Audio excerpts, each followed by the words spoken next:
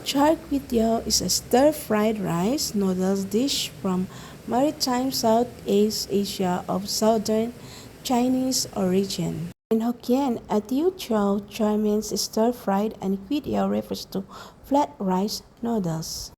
Meron din tayong garlic, onions, chopped, kunting karning baka, boiled na, mussel crab, tiko kunti din at carrots and peas.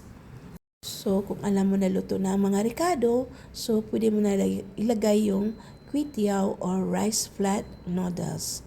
At nang nailagay ko na yung noodles, nilagay ko na rin yung dahon ng spinach. Yan guys, yan ang tanghalian ko kahapon. At kumuha lang ako ng konti at kinain ko.